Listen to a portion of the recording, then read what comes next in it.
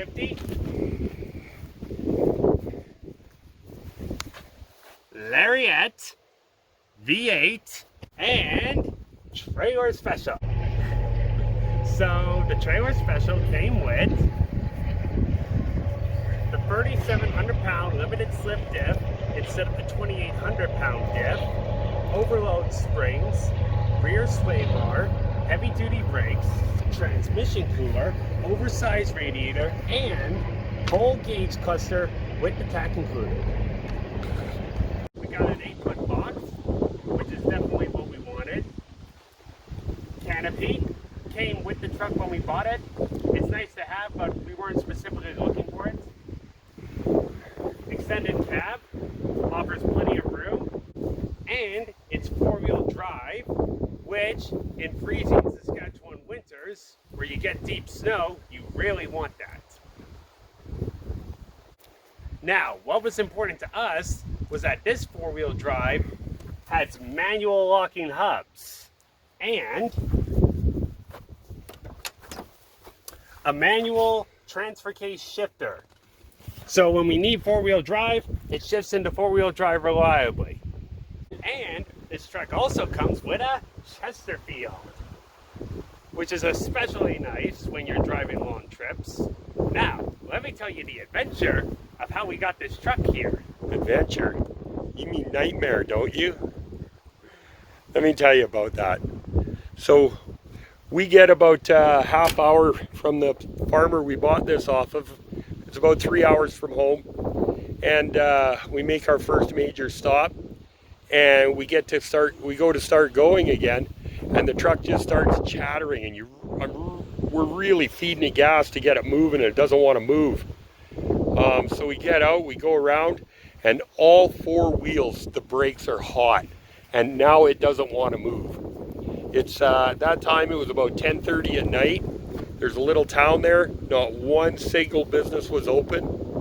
No hotel. Too small a town for that. And we were stuck side of the highway. Not quite sure what to do. So we let it cool down for a bit, and we decided, you know what? We're just going to push it through and get this thing home. You know, we'll stop. We'll check every once in a while, and if we have to come up with another plan, we will. So that's what we did, and we stopped. And I tell you, these wheels got so hot that the hubs, this one in particular, you can still see most of it's kind of worn and washed off, but you can still see this is from the grease. It got so hot and liquefied that it was coming out this seal, and it was all over the tires. It was in a radial all around this wheel. So yeah, so whatever the brakes were in here, they were no longer. So that was the first problem. So we pushing it through. We're doing about 35, 40 miles an hour, and they actually, after about half hour, started to loosen up a bit. And about that time, we noticed that the headlights were getting dimmer and dimmer and dimmer.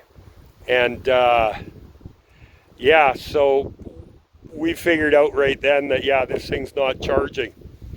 So it got to the point where not only could we not see where we were going, but the truck was not running very well. So we pulled it over, we didn't shut it off. We hooked up the jumper cables to Joey's Hyundai, and we just let it sit for 15 minutes, got back in it, ran fine, 25, 30 kilometers, then it started going down again. So we had to do that all the way home.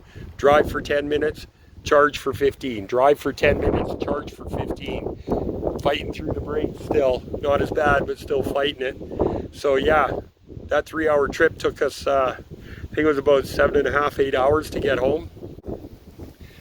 So that was that. That was getting this thing home. So why don't you tell them what we found when we got home, Joe? So the next day, we found something that we should have found yesterday when we bought the truck. If you look down here, these are overload springs, and the ends are broken off. If you look at the end of this overload spring, they don't reach to the end of this bump stop. Or over there, and it's the exact same on the other side.